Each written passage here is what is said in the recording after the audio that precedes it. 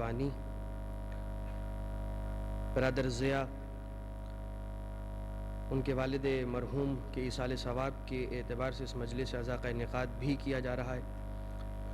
مرحوم سید نظر عباس رضوی ولد سید جبار حسین رضوی کی روح کے لیے اور تمام مومنین مومنات مرحومین مراج اعظام رحم اللہ من قرأ الفاتحہ۔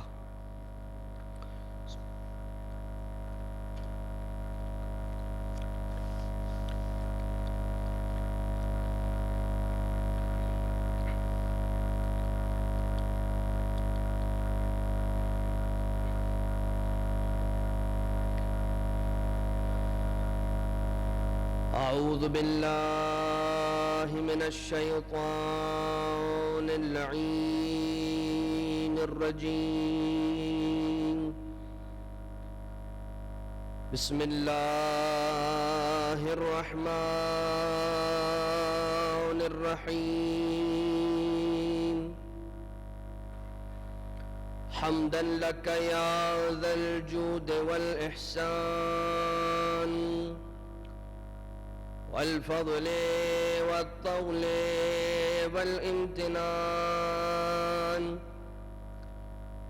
وصلاة وسلاما على من لا ينطق عن الهوى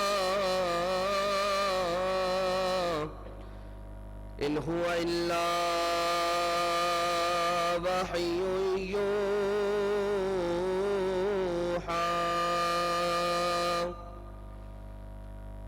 حبیب قلوبنا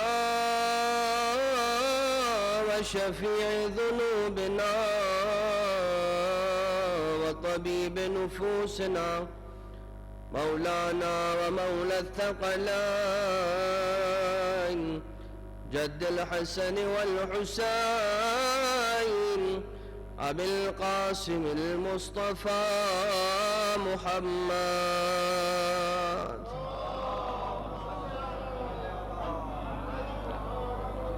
وعلى آله الذين أذهب الله عنهم الرجس وطهرهم تطهيرا،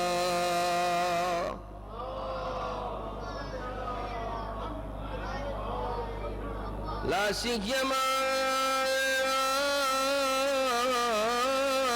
على الإمام المنتظر والحجة الثاني عشر، واللعن الدائم على أعدائهم أجمعين من الأزل إلى قيام يوم الدين.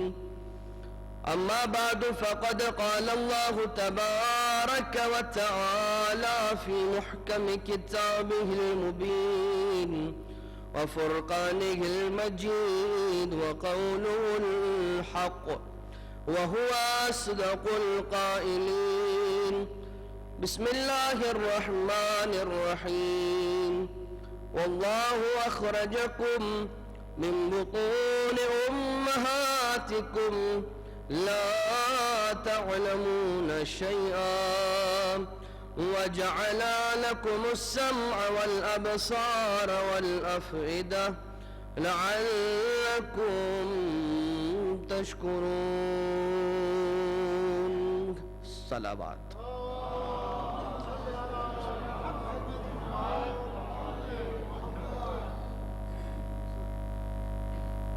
حضرات محترم، سورۃ النحل کی جس آیہ کریمہ کی تلاوت کا شرف حاصل کیا، اس آیہ وافی ہدایہ کے اندر خدا تعالی اپنے بندوں کو مخاطب کر کے یہ فرما رہا ہے کہ واللہ اخرجکم من بطون امہاتکم، وہی خدا ہے کہ جس نے تمہیں تمہاری ماؤں کے بطن سے خارج کیا، لا تعلمون شیئا، اس حالت میں کہ کسی چیز کا علم نہ رکھتے تھے، وَجَعَلَ لَكُمُ السَّمْعَ وَالْأَبْصَارَ وَالْأَفْئِدَةَ،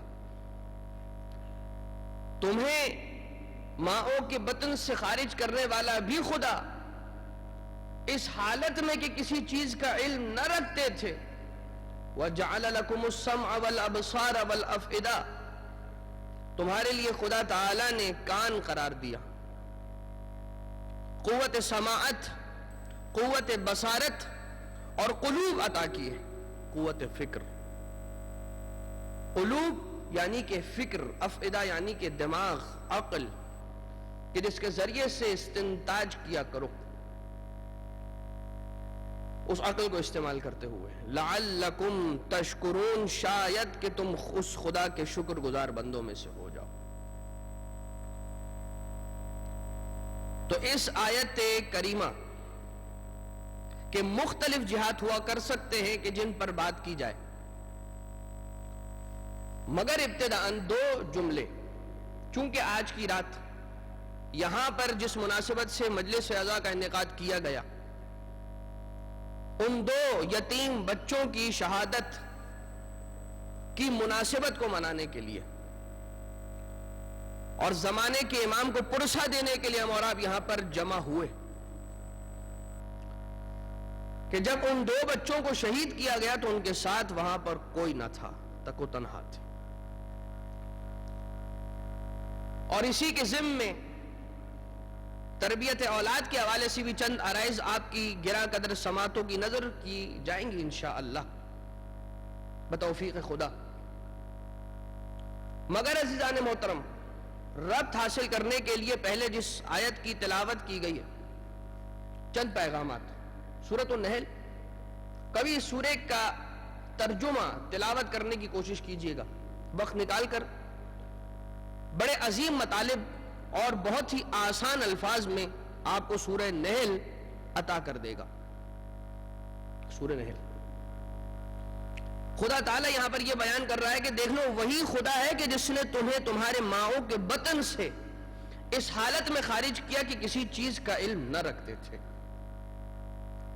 یعنی کہ تمہارا دنیا میں لا علم آنا اپنی مرضی سے نہ تھا، یہ خدا تھا کہ جس نے تمہیں لا علم رکھا، اور اس کے بعد تمہیں وہ آلات دے دیے، وہ ٹولز دے دیے، سماعت، بصارت اور فکر، اور یہی وہ تین ایسے آلات ہیں، یہی وہ تین ایسے اوزار ہیں، یہی وہ تین ایسے اعضائے بدن ہیں خدا تعالیٰ کی طرف سے عطا کیے گئے کہ جن کے ذریعے سے جن کو استعمال کرتا ہوا انسان علم تک پہنچ سکتا ہے۔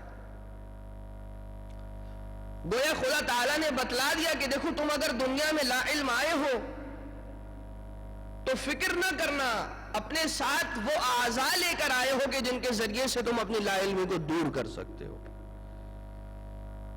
لہذا تم سے یہ سوال نہیں کیا جائے گا میدان حشر میں کہ دنیا میں لا علم کیوں آئے تھے، مگر یہ سوال ضرور کیا جائے گا کہ لا علم چلے کیسے گئے اس دنیا سے، یہ سوال کیا جائے گا۔ اور علم حاصل کرنے کے بہت سارے طریقے، مگر جو دو سب سے زیادہ مؤثر طریقے جو انسان دیکھ کر اور سن کر حاصل کیا کرتا ہے علم، وہ ایسا علم ہوا کرتا ہے کہ جو سب سے زیادہ اس کے ذہن میں راسخ ہو جایا کرتا ہے۔ بنفس نفیس خود کسی کے سامنے بیٹھے ہوئے دیکھ بھی رہے ہیں، سن بھی رہے ہیں،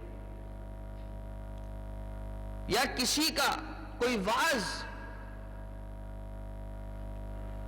اگر مسجل چل رہا ہے، یعنی کہ ریکارڈڈ فارم میں چل رہا ہے، ویڈیو کی صورت میں، اسے دیکھتے ہیں فوراً ذہن میں بیٹھ جاتا ہے، اس کی نسبت کہ فقط دیکھا ہوا یعنی کہ پڑھا ہوا کتاب کے اندر۔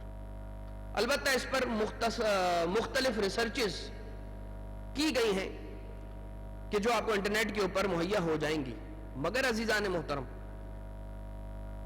خدا تعالی نے اپنے اس بندے کو جب ان نعمات سے سرفراز کیا تو آپ یہ دیکھیے کہ مخاطب کس طرح سے کیا اللہ نے، خدا مخاطب، بندہ مخاطب، تو اللہ اپنے بندے کو کس انداز سے پکار رہا ہے اس آیت کریمہ کے اندر۔ خدا یہ فرماتا ہے کہ تمہیں تمہاری ماؤں کے بطن سے لا علمی کی حالت میں خارج کیا. اب جہل اور لا علم،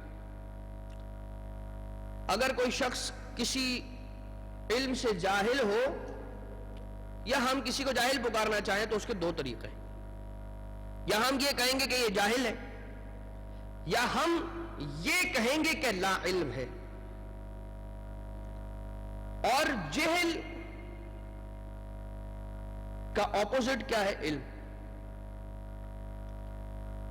اگر انسان کسی کو جاہل کہنا چاہے گا تو اس کے دو ہی طریقے ہو سکتے ہیں، یا تو جاہلانہ طریقے سے اسے جاہل کہہ کر پکارے، یا عالمانہ طریقے سے عالمانہ روش کے ساتھ اسے لا علم کہہ دے. خدا تعالیٰ نے یہ نہ کہا کہ جاہل آئے تھے، خدا تعالیٰ نے کہا تم اس دنیا میں لا علم آئے تھے، کوئی علم لے کر نہ آئے تھے. گویا خدا بتلانا چاہ رہا ہے کہ دیکھو جب میں اپنی مخلوقات سے خطاب کرتا ہوں تو کن کن باتوں کا لحاظ کرتا ہوں، کہیں ایسا نہ ہو کہ تم اپنی محفلوں کے اندر میرے ہی کسی بندے کی عزت کرنا بھول جاؤ، یا یہ ہو جائے کہ تمہاری محفلوں کے اندر معیار ہی قرار پا جائے کہ جو جس شخص کی جتنی زیادہ آبرو ریزی کرے گا وہ اس محفل کا سب سے زیادہ حاوی شخص کہلائے گا. اور آپ خود یہ اپنی اپنی صفوں میں اپنے اپنے تئیں طے کر لیجئے کہ یہ ایسا ہوتا ہے یا نہیں ہوتا. اور حرمت المؤمن افضل من حرمت الکعبہ، اور روایتوں کے مفاہیم کے تحت مومن کی آبرو ریزی کرنا خانہ کعبہ کو گرانے کے مترادف ہے. اب ہم اور آپ خود طے کریں کہ ایک دن میں کتنی مرتبہ خانہ کعبہ کو گرانے کے برابر جو گناہ ہے وہ اپنے نامہ اعمال میں لکھواتے ہیں. اور وہ طریقہ دیکھیں کہ خدا تعالیٰ جب اپنے بندے کو مخاطب کر رہا ہے کہ واقعی میں جاہل ہے، اور اگر خدا اپنے بندے کو جاہل کہہ بھی رہا ہے تو اس کی شان ہے، وہ چاہے تو کہہ سکتا ہے، مگر یہ اس کی کریمی بھی ہے، یہ اس کا فضل بھی ہے کہ لا علم کہہ کر پکارتا. اور یہی تو وجہ تھی کہ اس نے اپنے بندوں کو ان آلات کے ساتھ پھر نواز بھی دیا. مگر عزیزان محترم، تاریخ کے اندر ہمیں ایک ایسا مولود بھی ملتا ہے کہ جو دنیا میں آیا تو لا علم نہ تھا. فاطمہ بنت اسد کی گود میں ہے مگر آنکھیں نہیں کھولتا. رسول اکرم کو بلایا گیا، رسول کی گود میں دیا گیا، اور جیسے ہی رسول کی باہوں کو لمس کیا، آغوش رسول اکرم میں یہ بچہ تشریف لے کر آتا ہے، اور جو ہی نبوت کے سورج کی کرنیں امامت کے پھول پر پڑتی ہیں، علی ابن ابی طالب آنکھیں کھول لیتے اور رسول کہتے ہیں یا علی کچھ سناؤ.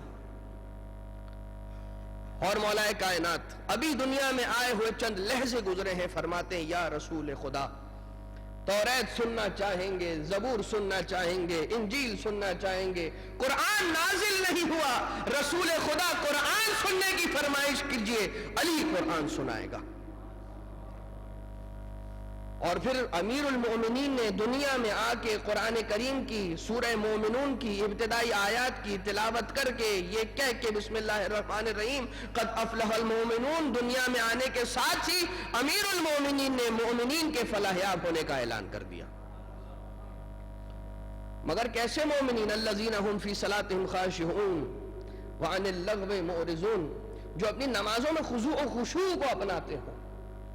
تو وہ مومن کی جو نماز پڑھتا ہی نہ ہو، اس کی نماز میں خضوع خشوع کیسا جو نماز ہی نہ پڑھتا. تو مومنین کی کامیابی کا اعلان خود مولا کائنات امیر المومنین نے آ کر فرما دیا. مگر جس پیرائے میں بات ہو رہی تھی وہ یہ کہ ہمارے پاس اہل بیت علیہ الصلوۃ والسلام کی مثالیں ہیں کہ جو جب دنیا میں آئے بھی ہیں تو اس حالت میں ہیں کہ پھر خدا کے پاس سے سارا کا سارا علم لے کر آئے ہیں، منصب امامت وہاں سے لے کر آئے ہیں، علم لدنی سے سرفراز ہو کر آئے ہیں، اپنے قلب اپنے ظرف علمی کو قلب علمی کو وہاں سے پر کر کے تشریف لے آئے ہیں. اور دنیا کے اندر خدا تعالیٰ نے بہت ساری نعمتوں کو، جہاں پر قوت سماعت، بصارت، فکر یہ بہت بڑی بڑی نعمتیں ہیں خدا تعالیٰ کی جانب سے جو عطا کی گئی ہیں کہ جن کا حساب دینا ہے، کہ اگر انہیں پراپر ڈائریکشن میں استعمال نہ کیا گیا یا اس نہج پر کہ جس نہج پر خدا تعالیٰ نے انہیں استعمال کر کے فلاحیاب ہونے کا طریقہ ہمیں بتلایا ہے، یعنی کہ علم حاصل کرنا، اگر نہ کیا گیا تو پھر لعلکم تشکرون کی منزل پر فائز نہیں ہو سکتے۔ اگر یہ کہا گیا ہے کہ لعلکم تشکرون تو پھر اس سے پہلے یہ بیان بھی کیا گیا ہے کہ دیکھو لا علم آئے تھے، علم حاصل کرنے کے آلات دیے تھے تمہیں، اور اگر تم نے علم حاصل کر لیا تو پھر تمہیں خود معلوم ہو جائے گا وہ منعم کہ جس نے مجھے ماں کے شکم سے لے کر آج پیری تک ایک دن بھی ایسا نہیں گزرا مجھ پر سانس کو روکا ہو، ہوا کو روکا ہو، رزق کو روکا ہو، پانی کو روکا ہو نہیں سکتا کہ ساری زندگی جس خدا کا اناج کھاتا رہا اس خدا کا شکر ادا نہ کروں، یہ ہو نہیں سکتا۔ لہذا شکر ادا کرنے کے لیے یعنی اس کا کوئی نہ کوئی تعلق تو ہے، اور وہ تعلق کیا ہے کہ اب اپنے کانوں کو وہاں استعمال کرو کہ جہاں پر خدا تعالیٰ کی خوشنودی حاصل کرنے کے لیے استعمال کرنا سزاوار ہے۔ اب آنکھیں وہی دیکھیں گی کہ جس کے دیکھنے سے خدا راضی ہوتا ہے، ناراض نہیں ہوتا۔ اب یہ زبان وہی بولے گی کہ جو خدا کی رضا کو حاصل کرنے میں کام آئے گا، اور یہ ہاتھ وہی کام انجام دیں گے کہ جن کے انجام دینے سے خدا راضی ہوگا۔ بس عزیزان محترم، انہی نعمتوں میں سے ایک نعمت کہ جس کو آپ سب سے بڑی نعمت انسان کی زندگی کی کہہ سکتے ہیں وہ ہے انسان کی اولاد، اور یہ وہ نعمت ہے کہ جس کا حساب دینا ہے، اور ایسا حساب ہوگا۔ کہا یہ جاتا ہے کہ خدا تعالیٰ نے بیش بہا چیزیں انسان کے لیے رکھ دی اس دنیا کے اندر، فقط و فقط انسان غور کرے۔ چلیں اولاد کی جانب آنے سے پہلے چھوٹا سا جملہ تھوڑا سا طویل ہو جائے گا۔ اللہ تعالیٰ نے انسان کو ایسا خلق فرمایا کہ ہر چیز اس کے لیے مسخر کر دی۔ مسخر لکم ما فی السماوات و ما فی الارض، ہر وہ چیز کہ جو اس زمین پر ہے یا آسمان میں خدا تعالیٰ نے انسانوں کے لیے اسے مسخر کر دیا، یعنی کہ اس کے دائرہ تسخیر میں آ گئی، یعنی اس کے حد تصرف میں آ گئی، یعنی اس کے اختیار میں آ گئی، یعنی اس کے استعمال میں آ گئی، یعنی وہ جیسے چاہے اس سے استفادہ کرے۔ مسخر۔ اور یہی فرق ہے کہ گندم، اناج، بھیڑ بکری، بہائم، یہ سارے کے سارے وہ ہیں کہ جو خدا تعالیٰ نے انسان کے استفادے کے لیے خلق فرمائے۔ چوپایوں کو انسان جنہیں حلال قرار دیا ہے خدا تعالیٰ نے انہیں ذبح کرتا ہے اور اپنی غذائی ضروریات کو پورا کرتا ہے۔ اناج کھاتا ہے، زمین پر چلتا ہے، ہوا زندہ رہتا ہے، سورج سے روشنی حاصل کرتا ہے، پانی حیات کی نشانی ہے۔ یہ ساری کی ساری وہ چیزیں ہیں کہ جو خدا تعالیٰ نے خلق کی ہیں انسان ہی کے لیے، اور اس کے دائرہ تصرف میں دے دی، اس کے اختیار میں دے دی کہ اب تم اس سے جیسا چاہو استفادہ کرو، تمہیں اختیار ہے، تمہارے ہی لیے خلق کی ہے۔ مگر عجیب بات ہے کہ جب انسان اپنی عقل کو استعمال کرتا ہے تو اسی ہوا اور اسی پانی کے ذریعے سے اور اسی روشنی کے ذریعے سے بجلی تیار کر لیتا ہے، الیکٹریسٹی۔ یہ وہی پانی ہے، یہ وہی روشنی ہے سورج کی، مگر ایک ایسا طریقہ دریافت کرتا ہے، ایجاد نہیں دریافت کرتا ہے۔ دنیا والے چاہے اسے ایجاد کرتے رہیں، کہتے رہیں، مگر یہ خدا تعالیٰ کے نظام قدرت کے اندر پہلے سے موجود تھی پوٹینشلی. انسان نے اپنی عقل استعمال کر کے وہی عقل کی جو خدا تعالیٰ نے اسے عطا کی تھی بجلی بنا لی. اور مختلف ایسے آلات استعمال کرنے کے بعد کہ جو کثرت علم کی بنا پر خدا تعالیٰ ہی کی طرف سے عطا کردہ مسخر کردہ چیزوں کو استعمال کر کے اس نے بنا لی، دریافت کر لیا، اور وقت ایسا آیا کہ ایک کے بعد ایک ایک کے بعد ایک انسان اس روش پر چلتا رہا اور دریافتیں ہوتی رہی اور ترقی کرتا رہا انسان. مگر فقط و فقط یہ سوچ کی بات ہے انسان کی کہ اس نہج پر اور اس جہت میں اس انداز سے بھی انسان یہ سوچے خدا کا شکر ادا کرنے کے لیے کہ اے خدا تو نے سورج بنایا، بارش برسائی، زمین کے اندر وہ اجزاء معدنی رکھ دیے کہ جن کے ذریعے سے جب گیہوں زمین میں جاتا ہے تو اگ جاتا ہے، فصل تیار ہوتی ہے، روٹی بنا کر کھاتے ہیں اور انسان کی بھوک مٹتی ہے، ضروریات بھوک کو انسان پورا کرتا ہے. تو اے خدا یہ سورج تو نے بنایا، یہ چاند بنایا، یہ زمین خلق کی، یہ پانی، بارش، بادل، ہوا، یہ سب تو نے خلق کیا اس ایک روٹی کی خاطر. تیرا شکر ادا کرتا ہوں. یہ جو روٹی میں کھا رہا ہوں یہ تو انسان دیکھ لیتا ہے کہ وہ کارخانہ کہ جس کے ذریعے سے روٹی تیار ہو کر انسان تک پہنچ رہی ہے وہ کتنا بڑا ہے، لیکن وہ ایک دانہ گیہوں کا کہ جس کے تیار ہونے میں کارخانہ قدرت اتنا عظیم نظام چل رہا ہے خدا تعالیٰ کا، وہ اسے نظر نہیں آتا. تو خدا تعالیٰ نے انسان کے لیے سورج بنایا، چاند، تارے، پانی، ہوا، زمین، یہ سب کچھ بنایا تاکہ انسان خدا کی نعمتوں سے تیار کردہ روٹی کھائے، شیطان کے وسوسوں سے غفلت نہ کھائے.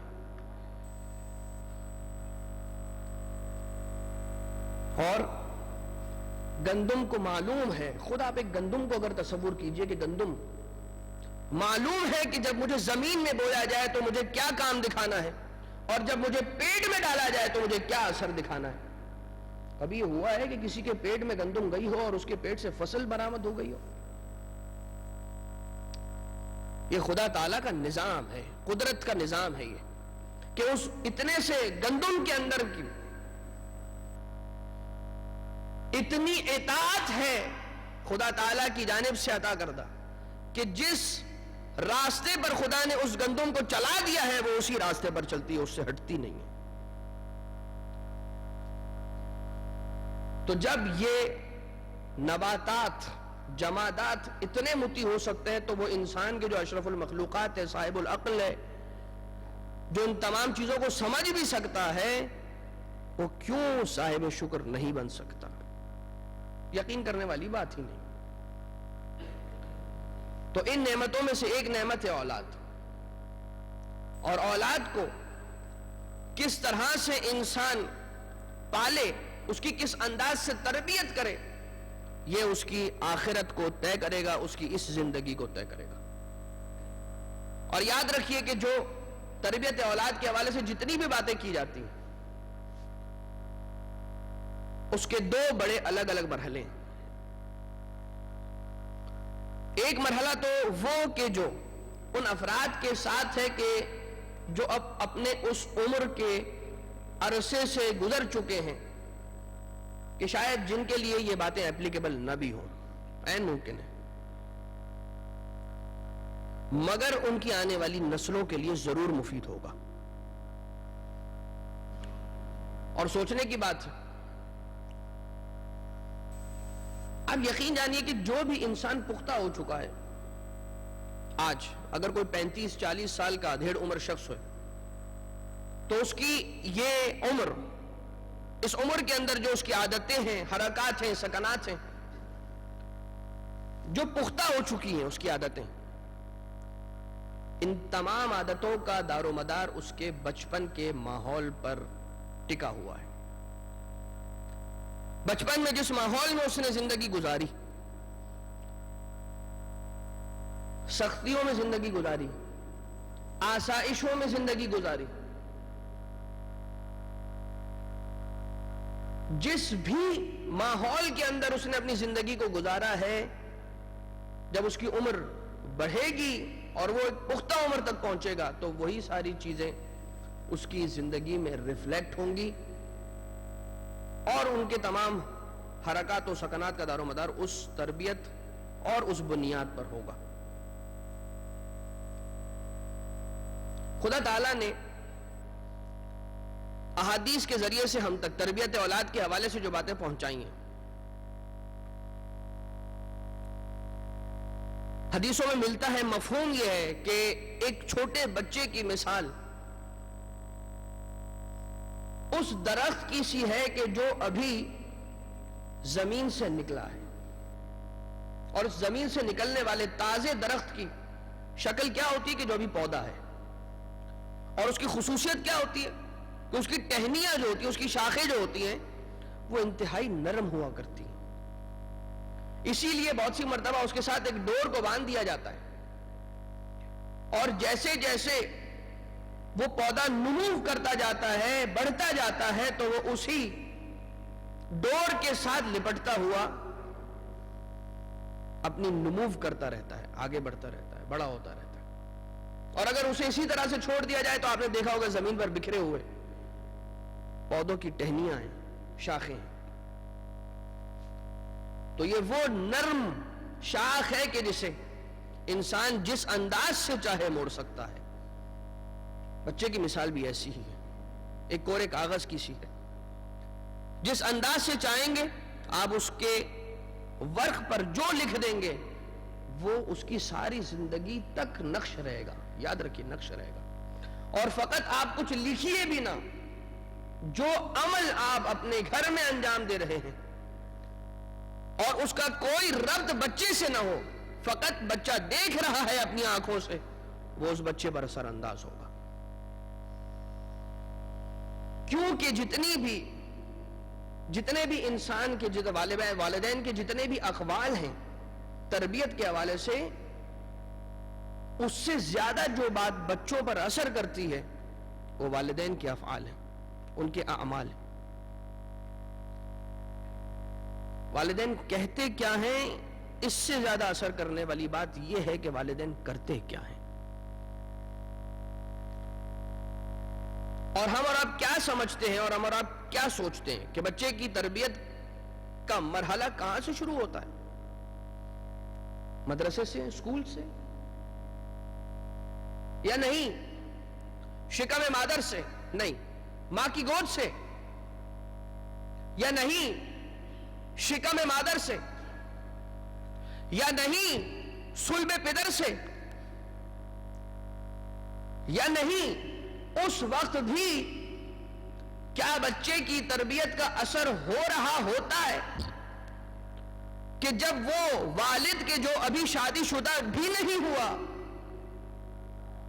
بلوغت کی منزل کو طے کر چکا ہے اور زندگی گزار رہا ہے۔ روایات کے اندر ہمیں ملتا ہے کہ یہ بات بھی اثر انداز کرتی ہے اس کے وہ احوال بھی اپنی زندگی کے۔ اور اب تو جب سے ڈی این ایز کی ٹیسٹنگ کا زمانہ آیا ہے تب سے یہ سارے مسائل جو ہے وہ بالکل ہی آسان ہو کر رہ گئے۔ کہا یہ جاتا ہے کہ جو عادات حرکات و سکنات والدین کی ہوتی ہیں، بالکل بے عین ہی وہی عادات بچے کے اندر بھی آ جاتی ہیں، اور اس سے کوئی سروکار نہیں ہے کہ یہ انسان کی زندگی کے کس حصے سے تعلق رکھتے ہیں، شادی سے پہلے کہ شادی کے بعد۔ اسی لیے جب ایک جوان کی شادی کا موقع آتا ہے تو ظاہر سی بات ہے ہر انسان کی زندگی کا ایک ایسا مرحلہ اور ایسا موقع ہوتا ہے کہ جب وہ طے کر لیتا ہے کہ ہاں اب وہ وقت آ گیا ہے کہ جب مجھے رشتہ ازدواج میں منسلک ہو جانا چاہیے، تو پھر وہ کیا کرتا ہے، اپنے کسی بزرگ کے پاس جاتا ہے اور اس کے بعد اپنی اس بات کو ڈسکس کرتا ہے، ان سے مشاورت کرتا ہے۔ وہ سارا کا سارا جو مرحلہ ہے کہ جس کے طے کرنے کے بعد آخر میں اس کا ایک جملہ جو پنچ لائن ہے وہ یہ ہوتی ہے کہ اب میں چاہتا ہوں کہ مجھے رشتہ ازدواج منسلک کروا دیا جائے۔ وہ یہی کہتا ہے کہ مجھے شادی کرنا ہے۔ چاہے وہ دادا سے کہے، چاہے وہ والد سے کہے، چاہے وہ چچا سے کہے، چاہے جو بھی ایسا فرد ہو خاندان کا کہ جس کے ساتھ وہ زیادہ قریب ہو، اس مرحلے پر شریعت اسلامیہ کی جانب سے آداب میں یہ سکھلایا گیا ہے. روایات کے اندر آیا ہے کہ انسان وضو کرے، 2 رکعت نماز انجام دے اور اس کے بعد دعا کرے. کسی سے بھی مشاورت کرنے سے پہلے، کسی کو بھی اپنے دل کی بات بتانے سے قبل 2 رکعت نماز پڑھے وضو کر کے، اور اس کے بعد ہاتھوں کو آسمان کی طرف اٹھائے دعا کے لیے. اور دعا یہ ہے کہ اللہم انی ارید ان اتزوج، کہ اے خدا میں ارادہ رکھتا ہوں کہ شادی کروں، ازدواج کروں. اور اس کے بعد یہ دعا ختم نہیں ہوتی. جب وہ اپنے کسی بھی والد سے مشورہ کرنے کے لیے جا رہا ہے یا خاندان کے فرد سے مشورہ کرنے کے لیے جا رہا ہے، تو ضرور وہ اسے کوئی نہ کوئی ایسی ہدایت کی بات کریں گے کہ جب وہ یہ بات پیش کرے گا تو اس کی بات سننے کے بعد جواب دیں گے ہاں یا نہ میں، اور اس کے بعد کہیں گے دیکھو یہ ان باتوں کا ضرور خیال رکھنا اپنی شادی کے بعد. یہاں پر دعا کا سلسلہ ہے. خدا سے انسان دعا کر رہا ہے اللہم انی ارید ان اتزوج. یہاں پر دعا ختم نہیں ہوتی، دعا آگے بڑھتی ہے. وہ مانگنے والا خدا سے یہ مانگتا ہے اے خدا مجھے بہترین عفت پاک دامن عورت عنایت فرما جو میرے رشتہ ازدواج میں مجھ سے منسلک ہو جائے. اور اس کے بعد آگے دعا کہ اے خدا اس کے نتیجے میں میرا رزق کشادہ فرما، عمر طولانی فرما، اور ایک صالح نسل مجھے مرزوق فرما اس کا. تو یہ دعا تو اس وقت سے ہو رہی ہے کہ جب ابھی انسان شادی شدہ بھی نہیں ہوا، اور خدا تعالی نے جہاں پر اپنا یہ نظام رکھا ہوا ہے وہاں پر انسان کے لیے انسان کو اس بارے میں ملزوم بھی بنایا ہے کہ دیکھو تم سے حساب و کتاب کیا جائے گا. وقت کا حساب ہوگا، مال کا حساب ہوگا، اولاد کا حساب ہوگا کہ تمہیں مال دیا تھا کہاں خرچ کیا، وقت دیا تھا کہاں ضائع کیا، کہاں صرف کیا، اولاد دی تھی نا تمہیں کیسی اولاد کو تربیت کی، اولاد کو کیسا بنایا کہ تمہارے جانے کے بعد تم پر فاتحہ پڑھتی ہے یا تمہارے جانے کے بعد تمہیں بھی بھول گئی ہے، خدا کو بھی بھول گئی ہے اور مال و متاع دنیا کے اندر مگن ہو چکی ہے. اور سلام ہو ایسے والدین کے اوپر کہ جنہوں نے اپنی اولاد کی ایسی تربیت کی ہے کہ اگر وہ خود بھی اس دنیا سے چلے گئے ہیں وہ مردہ نہیں، وہ آج بھی زندہ ہیں اپنی اولاد کی شکل میں. ہمارے سامنے مثالیں.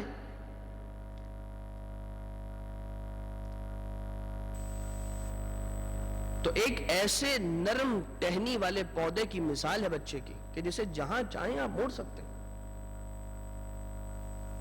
گھر میں کیا ماحول دیا جاتا ہے، اگر کوئی ٹیلی فون کال آئی ہے ہم اسے ریسیو نہیں کرنا چاہتے تو کہہ دیتے ہیں کہ بیٹا کہہ دیجئے کہ بابا گھر پر نہیں ہے. دروازے پر کوئی آیا ہے تو کہہ دیجئے کہ بابا گھر پر نہیں ہے.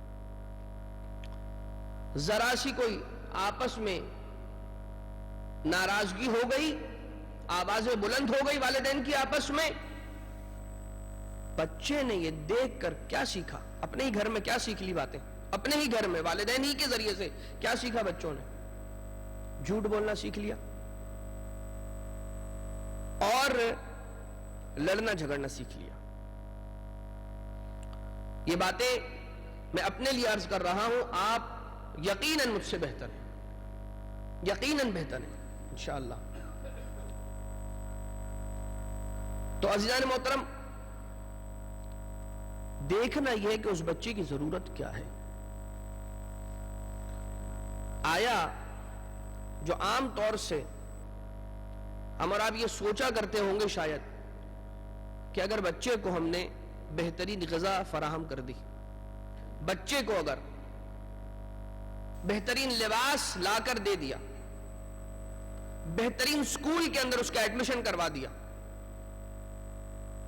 تو شاید ہماری ذمہ داری مکمل ہو گئی.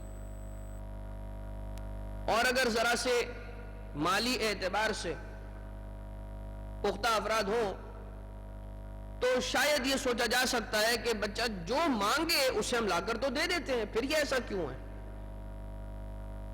جو بچہ ہم سے آ کر طلب کرتا ہے اس کے سامنے حاضر ہو جاتا ہے، تو پھر ہمارا بچہ ایسا کیوں ہے؟ کیوں ہماری بات نہیں مانتا؟ یہی ہماری عادت کہ جو وہ مانگتا ہے ہم دے دیتے ہیں، اس نے اسے بگاڑ دیا۔ اور اس کی مثال ہر وہ چیز کی جو بچہ مانگ رہا ہے، دیکھنا یہ ہے کہ کیا وہ اس عمر میں اس کے حاصل کرنے کا اہل بھی ہے کہ نہیں۔ کیا وہ یہ مرحلہ تھا کہ جس مرحلے پر آ کر اس کی اس طلب کو پورا کیا جاتا، اس کی اس خواہش کو پورا کر دیا جاتا؟ اگر ایک بچہ ہے کہ جو میرے دل کا ٹکڑا ہے، میرے کلیجے کا ٹکڑا ہے، میرا خون جگر ہے، میں بہت محبت کر رہا ہوں اس سے، ایک دن گھر آتا ہے اور مجھ سے سوال یہ کرے کہ بابا مجھے سواری کے لیے ایک گاڑی چاہیے، میں جانتا ہوں کہ اسے گاڑی چلانا نہیں آتا، کیا میں اس کے ہاتھ میں وہ گاڑی دے دوں گا اور اسے چھوڑ دوں گا؟ سہولتیں اور آسائشیں فراہم کر دی جاتی ہیں مگر ان پر چیک نہیں رکھا جاتا، ان پر نگرانی نہیں رکھی جاتی، اپنی نظر ہٹا لی جاتی ہے۔ شاید ہم اپنے کاموں میں اتنے زیادہ مگن ہوتے ہیں ہمیں وقت ہی نہیں ملتا، ہم یہ کہتے ہیں کہ بچہ خاموش ہے نا، تنگ تو نہیں کر رہا، کرنے دو جو کر رہا ہے، ہمارے بیچ میں نہ آئے، ہمارے کاموں میں خلل نہ ڈال دے۔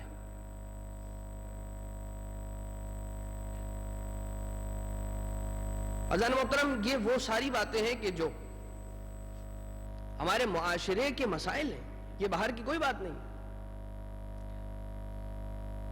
اور ہم اور آپ جانتے ہیں کہ وہ سافٹ ویئرز، وہ ایپلیکیشنز کہ جن کو سوشل نیٹ ورکنگ کے نام سے اب عام کر دیا گیا ہے،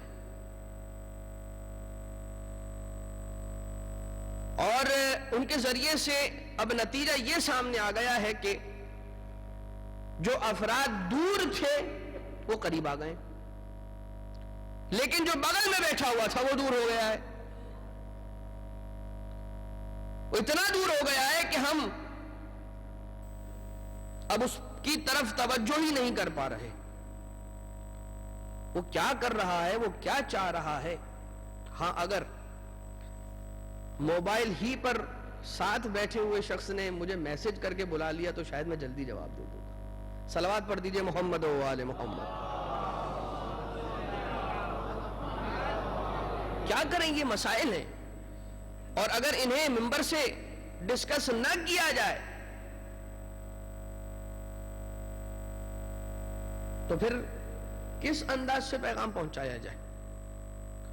اور عزیزان محترم، یقین جانیے کہیں پر بھی ان سہولیات کو استعمال کرنے کی ممانعت کا نہیں کہا جا رہا یہاں سے، یہ نہیں کہا جا رہا کہ آپ آج سے موبائل بند کر دیجئے، نہیں، قطعاً نہیں، قطعاً نہیں۔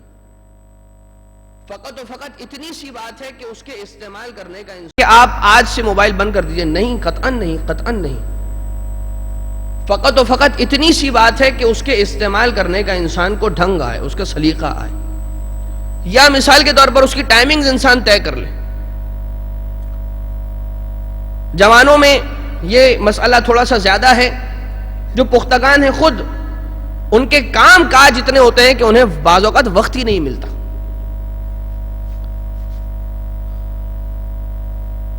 ضرورت کیا ہے بچے کو، اس کے اخلاق کی کیا ضرورت ہے، ہمیں وہ دینا ہے، یہ ہمارا فریضہ ہے۔ ہم اس کی جسمانی ضروریات کا خیال رکھتے ہیں، اس کی روحانی ضروریات کا خیال رکھنا بھی ہماری ذمہ داری ہے۔ ایک پودا لے کر آئے بازار سے اور ہم نے اپنے گھر میں اسے سجا کر رکھ دیا اور روز اسے پانی دیتے تھے، روز۔ ایک دن آیا کہ ہم نے دیکھا یہ تو مرجھا گیا ہے، ہم نے آخر اسے اتنا پانی پلایا تھا، اسے مرجھانا نہیں چاہیے تھا۔ بابا یہ آپ کے ذہن کی، آپ کا خیال ہے، یہ آپ کی فکر کے مطابق ہے کہ اسے مرجھانا نہیں چاہیے تھا، آپ یہ سمجھ رہے ہیں کہ اس کی ضرورت پانی تھی، پھینکا ہے اسے چھت پر، ترک کر دیا۔ کچھ دنوں بعد جب کسی اور کام کے سلسلے میں اپنے گھر کی چھت پر گئے تو کیا دیکھا، سرسبز و شاداب ایک کونے میں پڑا ہوا۔ ہم سمجھ رہے تھے کہ پانی اس کی ضرورت ہے، وہ پکار پکار کر نہیں کہہ پا رہا تھا، زبان نہیں رکھتا تھا، مجھے ذرا سی دھوپ بھی چاہیے، مجھے دھوپ میں بھی رکھ دیا کرو. کھانا، غذا، لباس، دوست، سب کچھ تو مجھے دیا، مگر مجھے لفظ اللہ سکھانے والا کوئی نہ تھا. مجھے نبی کی محبت سکھانے والا اور اس کا درس دینے والا کوئی نہ تھا. تعلیمات اہل بیت، تعلیمات اسلامیہ مجھے دینے والا، سمجھانے والا، پڑھانے والا، سکھانے والا کوئی نہ تھا. ایک دن اگر بچہ اسکول کی چھٹی کر لیتا ہے تو ہمیں بہت برا لگتا ہے، لیکن اگر نماز نہ پڑھے تو کوئی فکر نہیں ہے. کیوں؟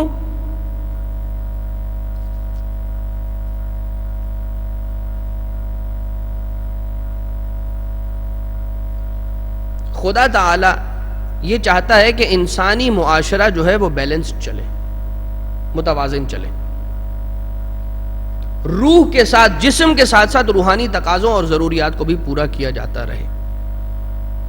قال رسول اللہ صلی اللہ علیہ وآلہ وسلم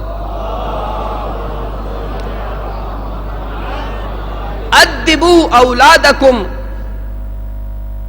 واحسنوا اخلاقہم، اپنی اولاد کو ادب سکھاؤ اور ان کے اخلاق کو بہترین سے بہترین بنا.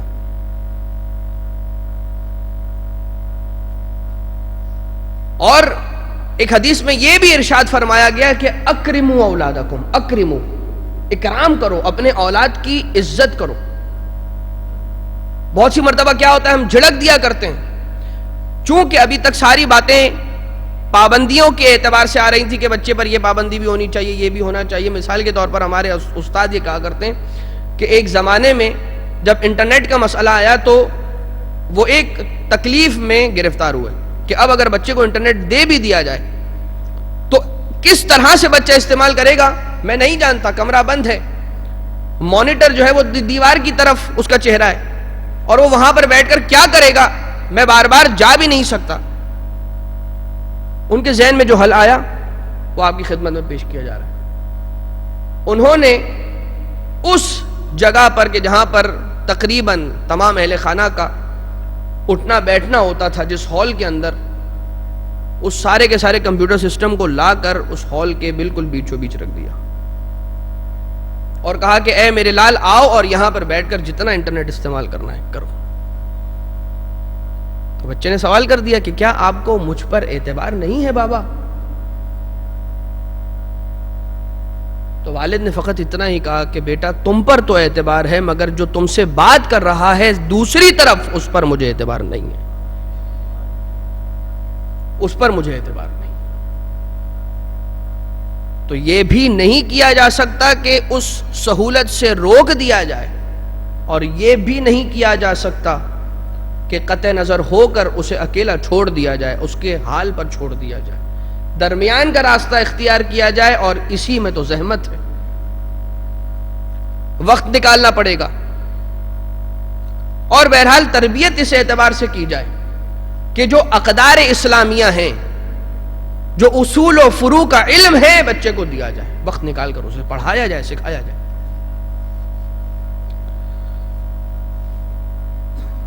تین ایسے سامان حرب ہیں، تین ایسے طریقے ہیں کہ جن کے ذریعے سے قوموں کو مٹانے کی کوشش کی جاتی ہے. تین ایسے ہتھیار ہیں. پہلا ہتھیار اسلحہ. پہلی کوشش یہی ہوتی ہے کہ جتنا بھی زور لگا کر اسلحے کی زور پر اس قوم کو ختم کر لیا جائے، کوشش کی جاتی ہے. لیکن اگر وہ قوم اس جنگ میں کامیاب ہو کر باہر آ جائے تو دوسرا ہتھیار استعمال کیا جاتا ہے اقتصادی پابندیوں کا. اس قوم پر اقتصادی پابندیاں عائد کر دی جاتی ہیں. کوئی ان سے تجارت نہ کرے، کوئی ان سے مالی لین دین نہ کرے، دور ہو جائیں. اور مثالیں ہمارے سامنے. اور تیسرا اور سب سے کاری وار کہ جو بظاہر انسان کو نظر نہیں آ رہا ہوتا ہے، وہ وار ثقافتی جنگ کی صورت میں ہوتا ہے، کلچرل وار. اور ثقافت، ایک ثقافت آتی ہے اور انسان کی اپنی حقیقی ثقافت، اصلی ثقافت کو پر کس طرح سے حاوی ہو جاتی ہے پتہ ہی نہیں چلتا. قومیں مٹ جایا کرتی ہیں. حضرات محترم، اگر اب یہ کہا جائے گا کہ شیطان بھی تو ہے، تو اگر شیطان ہے تو پھر اس سے بچنے کے راستے بھی موجود ہیں. اور اگر یہ ساری چیزیں ہیں کہ جو ہمیں ایک ایسے کلچر سے بچنے کے لیے درکار ہیں، وہ کیا ہے؟ اگر ہم یہ چاہتے ہیں کہ ہماری اولاد کوئی بھی ایک خاص کلچر نہ اپنائے، واٹس ایور، جو بھی ہو، جو ہم سب جانتے ہیں، تو پھر اس کے لیے ہمیں ضرور بضرور اپنے بچوں کو نعم البدل، ایک دوسرا اسی کے مقابلے پر لا کر اس سے بہتر کلچر مہیا کرنا ہوگا. اس کی اس ضرورت کو تو پورا کرنا ہوگا. یاد رکھیے، یہ وہی ثقافت ہے کہ جو ثقافت عزاداری ہے. اہل بیت علیہم الصلوۃ والسلام کا سکھایا ہوا دین، یہ وہ مکمل دین ہے، مکمل ضابطہ حیات ہے. اس بات کو آج تسلیم کر لیجئے، اپنی گروں سے باندھ لیجئے کہ اسلام مکمل دین اور مکمل ترین ضابطہ حیات ہے. کوئی ایسا مسئلہ نہیں ہے کہ جو دین اسلام کے اندر ڈسکس نہ کیا گیا، کہ جس مشکل کا حل دین اسلام کے اندر نہ بتا دیا گیا ہو. کوئی ایسا مسئلہ نہیں ہے. اگر کہیں پر کمی ہے تو وہ ہمارے اندر ہے. یاد رکھیے، یہ اسلام کی تعلیمات وہ ہیں کہ جو انسان کو کامیاب کرانے کے لیے بہت کافی ہیں. یہی تو وہ تعلیمات تھی کہ مال نہ ہونے کی وجہ سے بھی، بے زر ہو کے بھی ابو ذر بنا، غلام ہوتے ہوئے بھی سلمان و میسم بنے، کمیل بنا. شاید ان کے پاس دنیاوی اعتبار سے کچھ نہ تھا، مگر وہ دین تھا، وہ علم تھا، وہ نور تھا کہ جسے محبت اہل بیت علیہم الصلوۃ والسلام کہا جاتا ہے.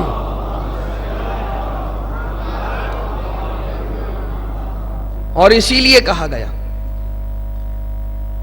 کہ ادبوا اولادکم بثلاث خصال،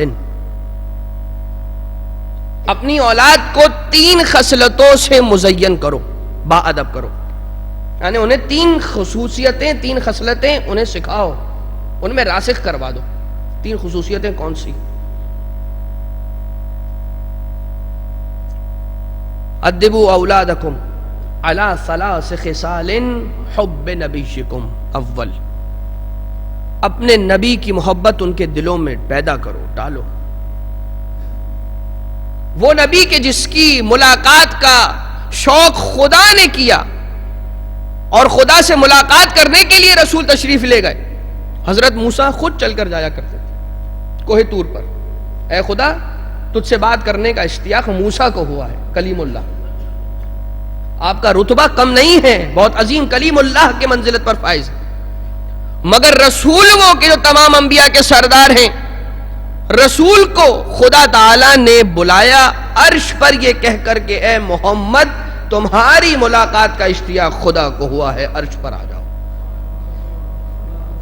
تو اس ملاقات میں بھی اگر ہمارا رسول کہ جس سے خدا نے یہ کہہ دیا کہ اے میرے حبیب مانگو آج تمہیں جو مانگنا ہے، اگر وہاں پر بھی وہ ملاقات کے جس میں آقا و بندے کے درمیان کی گفتگو ہے یاد کیا، تو اپنی امت کو یاد کیا. نمازوں میں آسانی، روزوں میں آسانی، مسائل دینیہ میں آسانیاں، سارا کچھ رسول نے خدا تعالیٰ سے حاصل کیا اسی سفر معراج پر. جبریل آ کر کہتے تھے اے رسول خدا آپ اشارہ کر دیجئے تو ان دونوں پہاڑوں کو آپس میں ملا دوں گا. یہ وہ قوم کے جس نے آپ پر ظلم کیا، اتنے پتھر برسائے کہ آپ کو لہو لہان کر دیا، یہ قوم یہیں پر اسی وقت ختم ہو جائے گی. ختمی مرتبت نے فرمایا خدا نے مجھے رحمت للعالمین بنا کر بھیجا ہے، میں نہیں چاہتا کہ ان کے لیے رحمت کے بجائے زحمت بن جاؤں۔ فقط ضرورت اس بات کی ہے کہ جو ہمارے پاس علم موجود ہے، سیرت کی کتابیں موجود ہیں، اسے اٹھا کر پڑھا جائے۔ اور اب تو کوئی حجت باقی ہی نہ رہی کہ انٹرنیٹ پر ہمارے پاس اتنا مٹیریل موجود ہے۔ مرحوم سید نظر عباس کہ جن کی ایصال ثواب کی مجلس بھی آج کی شب ہم اور آپ اس میں شریک ہیں، خدا غریق رحمت فرمائے یہ وہ شخصیت تھی کہ جنہوں نے اس اعتبار سے بہت بڑا کام انجام دیا، اور مجھے بالکل بھی عار محسوس نہیں ہو رہی اگر میں ممبر سے ان کا نام لے رہا ہوں۔ فقط و فقط یہ پیغام ان کی اولاد تک پہنچ جائے کہ خدا را اس کام کو روکیے گا نہیں، جاری رکھیے گا، اور خدا آپ کو ہمت عنایت فرمائے، بارگاہ اہل بیت سے قبول ہو جائے، کتابوں کو جمع کر کر کے آپ کی دسترس میں رکھ دیا۔ حضرات محترم، بہت ساری باتیں ممبر پر نہیں کی جا سکتی، مگر وہ افراد کے جو اپنی اولاد کی بہترین تربیت کر کے جا چکے ہیں، اب ان کی آخرت کا سامان مہیا ہو گیا۔ خدا ہم سب کو اپنی اولاد کی بہتر سے بہتر تربیت کرنے کی توفیق عنایت فرمائے۔ وہ واقعہ جو انتہائی مشہور و معروف واقعہ ہے کہ رسول اکرم قبرستان سے جب گزر رہے تھے، صحابی سے کہا کہ جلدی سے چلو کہ یہاں پر عذاب خدا نازل ہو رہا ہے، ایسا نہ ہو کہ ہم بھی اس میں شامل ہو جائیں۔ پلٹ کر جب آ رہے تھے اسی قبرستان سے گزر ہوا، کہا کہ ذرا آہستہ چلو کہ یہی وہ مقام ہے یہاں پر اب خدا کی رحمت نازل ہو رہی ہے، آہستہ آہستہ چلو اس امید میں کہ خدا کی رحمت بھی ہمارے شامل حال ہو جائے۔ یا نبی خدا کیا ہوا؟ ابھی تھوڑی دیر قبل ماجرا کچھ اور تھا، اب صورتحال تبدیل ہو چکی ہے۔ رسول نے کہا یہ وہ شخص ہے، اسی کی قبر پر تھوڑی دیر قبل خدا کا عذاب نازل ہو رہا تھا اور اب اسی قبر پر رحمت نازل ہو رہی ہے۔ یہ وہ شخص ہے کہ آج کچھ ہی لمحے پہلے اس کے بچے نے بسم اللہ الرحمن الرحیم کہنا سیکھا ہے۔ خدا تعالی نے جبریل کے ذریعے سے مجھ تک یہ پیغام پہنچایا، اے حبیب خدا، مجھے شرم آتی ہے کہ جس شخص کا بیٹا مجھے رحمان اور رحیم کہہ کر پکارتا ہے میں اسی کے والد پر عذاب نازل کروں۔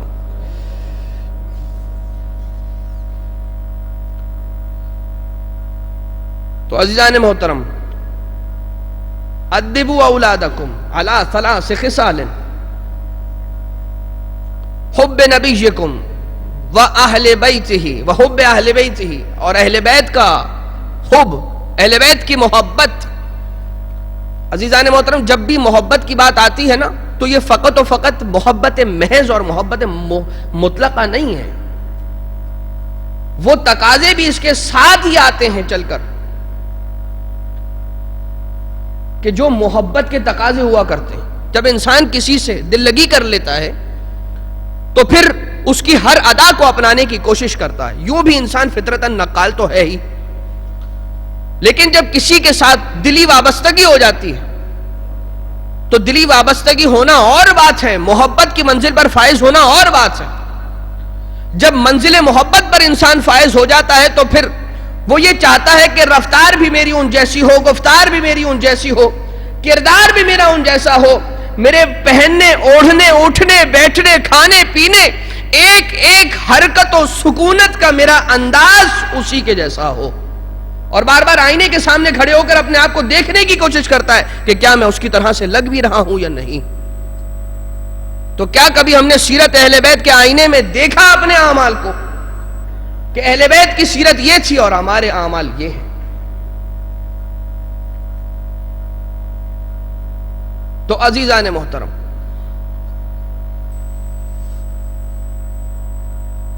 بچوں کی تربیت جس انداز کی گئی، اہل بیت کے گھرانے میں اس سے بہتر مثال نہیں ملتی۔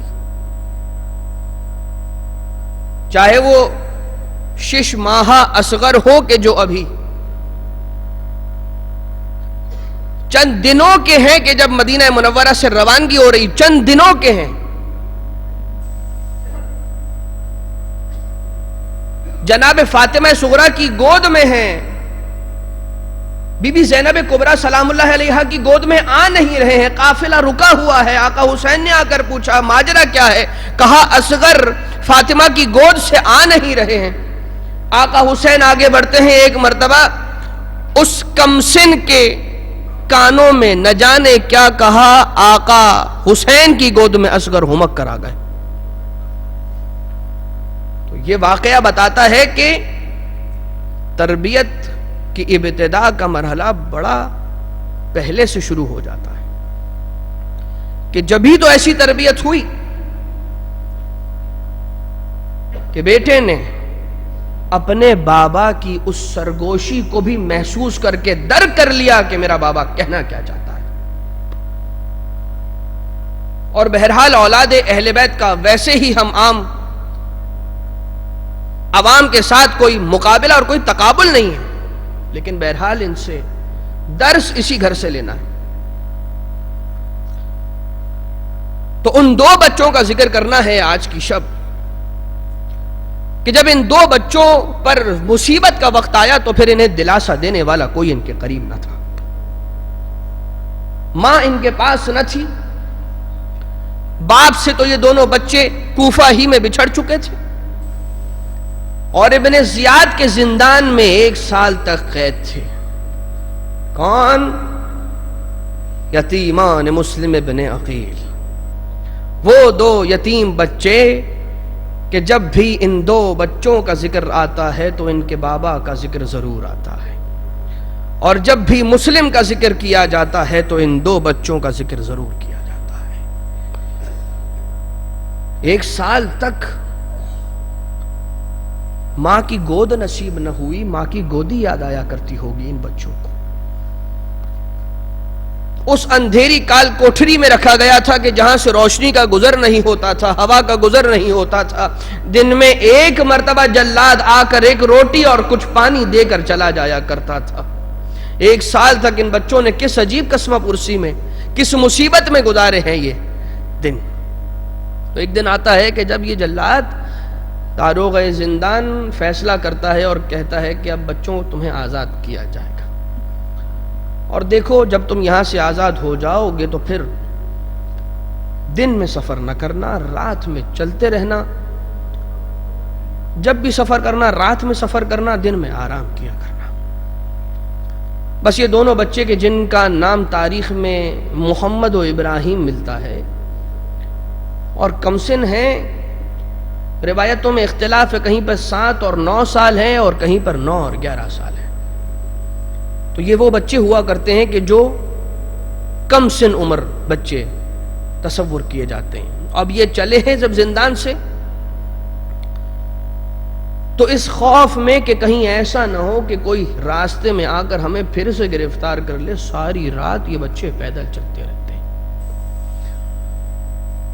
اور بچوں کے پیدل چلتے چلتے ان بچوں کے پیروں میں ورم آ گئے تھے۔ صبح ہوتی ہے، ساحل دریائے فرات سے ایک مومنہ انہیں اپنے گھر لے جاتی ہے، اور گھر لے جانے کے بعد انہیں پانی مہیا کیا جاتا ہے۔ بڑے دن کے بھوکے یہ بچے تھے، انہیں کھانا دیا جاتا ہے اور بچے پھر سو جاتے ہیں۔ جب رات ہوتی ہے تو حارث بن زیاد نامی یہ ملعون گھر میں آتا ہے، اور جب اپنے کمرے میں، اپنے حجرے میں آرام کر رہا ہوتا ہے تو اسے ساتھ والے کمرے سے بچوں کے رونے کی اور سسکنے کی اور بلبلانے کی آوازیں آتی۔ ایک مرتبہ اپنی زوجہ سے پوچھتا ہے کہ آخر ماجرا کیا ہے؟ وہ ٹالنے کی کوشش کرتی ہے مگر وہ سکون سے نہیں بیٹھتا۔ ایک مرتبہ چلتا ہے، کھڑا ہوتا ہے اور اس کمرے میں داخل ہو جاتا ہے کہ جہاں پر یہ 2 شہزادے موجود تھے۔ عزیزو سن سکیں گے، جب یہ دروازہ کھولا ہے تو کیا دیکھا کہ 2 چاند سے چہرے ہیں کہ جو زمین پر ہیں۔ ایک مرتبہ اس جلاد نے ان دونوں بچوں کو ان کی زلفوں سے تھاما ہے اور انہیں اس انداز سے اٹھا کر لے کر آ رہا ہے دالان میں, گھر کے دالان میں لے کر آ رہا ہے کہ دونوں بچوں کے پاؤں زمین پر نہ تھے. عجیب اذیت و کرب کے ساتھ ان دونوں بچوں کو لے کر آ رہا تھا. مگر یہ وہ دو بچے تھے کہ جنہوں نے ابھی کچھ دیر قبل اپنے بابا کو خواب میں دیکھا تھا, بابا کو خواب میں دیکھا ہوگا, اور جب ایک مرتبہ دونوں بچوں کو بابا کی یاد آئی ہوگی تو باہوں میں باہیں ڈال کے بیٹھ گئے ہوں گے. ارے محمد, آج بابا کی بڑی یاد آ رہی ہے. اے ابراہیم, بابا میرے بھی خواب میں آئے تھے, نانا رسول خدا بھی تھے, آقا حسین بھی تھے, اور سارے کے سارے بابا سے پوچھ رہے تھے ہمارے دو لال ابھی تک آئے نہیں. بابا نے کہا یا رسول خدا بس تھوڑی ہی دیر ہے, بچے آنے کو ہے. عزیزان محترم, جب یہ جلاد نے لے کر آیا نا, کمرے سے حجرے سے نکال کر دالان میں لے کر آیا تو ایسا محسوس ہو رہا تھا. یہ بتائیے حجرے سے لے کر دالان تک کا فاصلہ کتنا ہوتا ہے, مگر محسوس ایسا ہوتا تھا کہ جیسے یہ بچے میلوں کا سفر طے کر کے آ رہے ہو. اتنا ان بچوں کو مارا تھا اور انہیں اس صحن کے اندر ساری رات رسیوں سے باندھ کر رکھا. جب صبح ہو گئی تو ان دونوں شہزادوں کو دریائے فرات کے کنارے لے جاتا ہے اور ایک مرتبہ اپنی تلوار نکال کے ان دونوں بچوں کو قتل کرنا چاہتا ہے. یہ دونوں بچے آگے بڑھ کر اپنی وصیتوں کے سننے کی التجا کرتے ہیں. اے حارث ذرا رک جا, ابھی ہماری وصیتیں تو سن لے. جناب محمد اور جناب ابراہیم ایک مرتبہ نماز کی مہلت مانگتے ہیں.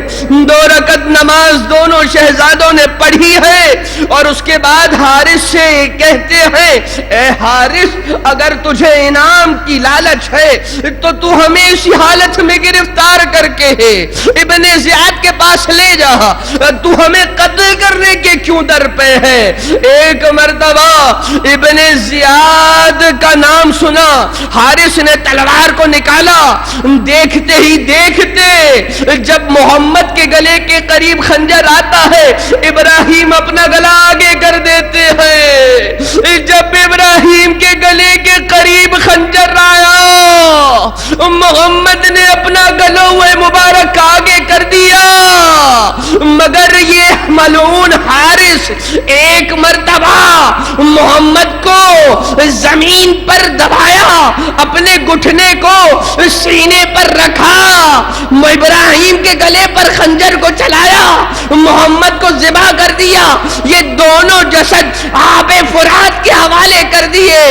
دونوں بچوں کے بے سر کے لاشیں ایک دوسرے کے گلے ملے ہوئے ہیں, رخ دریا کے مخالف سم بہتے جاتے ہیں اور دریا کی سطح پر معلق ہے. یہ دو جسم ایسے ہیں کہ جو پانی کی سطح پر ہیں, ڈوبے نہ تھے. کیا انتظار کر رہے تھے؟ جیسے ہی یہ دو ننھے سے سر ابن زیاد کے دربار میں پیش کیے گئے ہیں نا عزیزو, جیسے ہی ابن زیاد نے دیکھا ایک مرتبہ اپنی مسند سے کھڑا ہو گیا. کچھ سمجھ نہ آیا, اپنی مسند پہ بیٹھ گیا, دوبارہ کھڑا ہوا. 3 مرتبہ اس طرح سے اٹھنے اور بیٹھنے کے بعد اور یہ دیکھنے کے بعد کہ اس کے دربار میں انقلاب کی فضا برپا ہو چکی ہے, کہا ہے حارث, ان 2 ننھے سے بچوں کو قتل کرنے کا کس نے کہا تھا؟ میں نے کہا تھا کہ انہیں گرفتار کر کے لے آؤ. حارث کو قتل کیا گیا, حارث کو قتل کیا گیا, مگر وہی مقام کہ جہاں پر کربلا میں عباس اگر جنگ کرنے کو جاتے تھے تو حسین شاباش دیتے تھے, یہاں پر اکبر جب میدان کربلا میں گئے ہوں گے تو کہا ہوگا بیٹا اکبر تمہیں بابا کی شاباش ہے, بڑے علی کے جنگ کے تیور کر دکھلا رہے ہو، مگر یہ دو ننھے شہزادے تھے، تکو تنہا تھے، کوئی دلاسا دینے والا نہ تھا۔ وہاں لاش مسلم کے پاس زوجہ مسلم یہ سوال کرتی ہوئی نظر آتی ہے، اے مسلم میرے وہ دو لال کہاں ہیں کہ جنہیں تم کوفہ لے کر آئے تھے؟ ان کی ماں کی گود تڑپ رہی ہے، واہ محمد واہ ابراہیم۔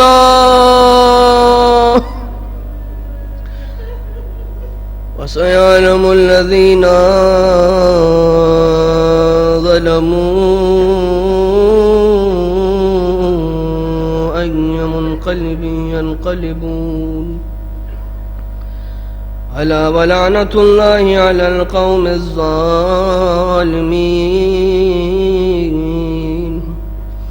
بار اللہ تجھے واسطہ ان دو کم سن شہزادوں کا، ہمیں اپنے بچوں کی تربیت اہل بیت کی تعلیمات کے مطابق کرنے کی توفیق عنایت فرما۔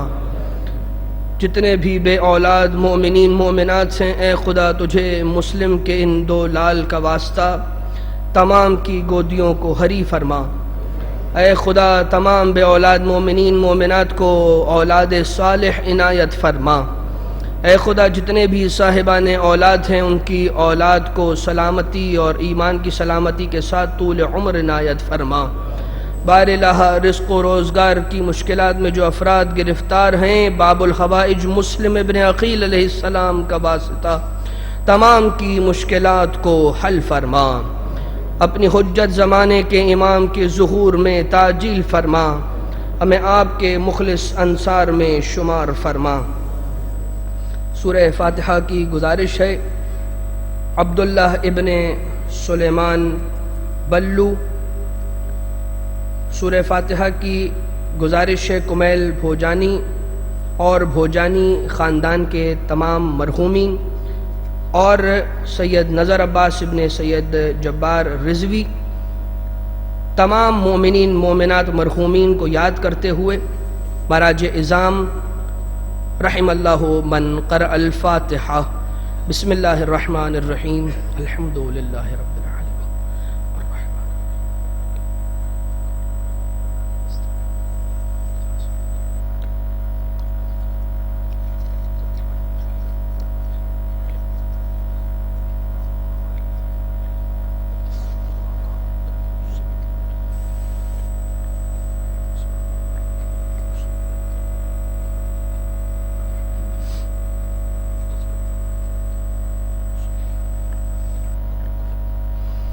اللہم صل علی محمد وآل محمد، اللہم اغفر للمؤمنین والمؤمنات